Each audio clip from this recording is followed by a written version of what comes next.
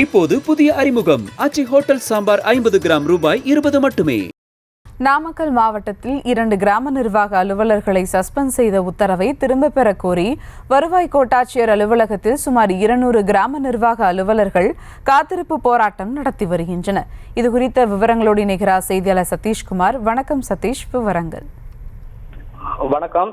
நாமக்கல் அடுத்த கொண்டமநாயக்கம்பட்டி கிராம நிர்வாக அலுவலர் ஜான் போஸ்கோ, விட்டமநாயக்கம்பட்டி கிராம அலுவலர் கோகிலா 2 கிராம அலுவலர்களையும் பணி நீக்கம் செய்த உத்தரவை திரும்ப பெற கோரி மாவட்ட கிராம நிர்வாக அலுவலக வருவாய் கோட்டாட்சி அலுவலகம் அவர்கள் சந்திக்க தற்போது நாமக்கல் மாவட்டத்திலும் இருந்து தமிழ்நாடு கிராம நிர்வாக சங்க தலைவர் மாவட்ட தலைவர் சரவணன் தலைமையில் 200க்கும் மேற்பட்ட விஓக்கள் காத்திருப்பு போராட்டம் நடத்தி வருகின்றனர்.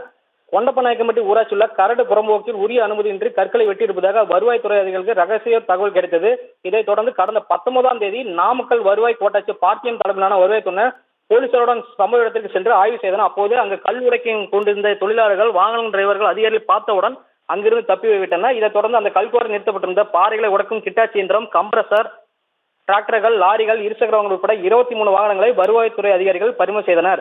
மேலும் இன்று கிராம நிர்வாக அலுவலக தரப்பில் தெரிவித்தது என்னவென்றால், கடந்த 10 ஆண்டுகள் அனுமதி பெற்றுதான் குவாரி இயங்கி வருகிறது. பின்னர் குவாரி காலநிலை முடிந்து 1 வருடம் ஆகிறது என தெரிந்த விஓக்கள் உயர் அதிகாரியிடம் புகைப்படத்துடன் ஆதாரங்களை கொடுத்து தகவல் தெரிவித்து அவர்களும் சம்பவ இடத்துக்கு சென்று ஆய்வு செய்தனர். இதுவரை எந்த நடவடிக்கையும் எடுக்கவில்லை என்று தெரிவித்தனர். மேலும் கிராம நிர்வாக அலுவலகம் முறையான தகவல் கொடுக்கவில்லை என 2 கிராம நிர்வாக அலுவலர்களையும் பணியிட நீக்கம் செய்துள்ள வருவாய் கோட்டாட்சியர் மேற்கண்ட உத்தரவை ரத்து செய்ய வேண்டும் எனவும், நாங்கள் உரிய நேரத்தில் தகவல் கொடுத்துள்ளோம் எனவும், சஸ்பெண்ட் ரத்து செய்யும் வரை காத்திருப்பு போராட்டம் தொடரும் என தெரிவித்தனர்.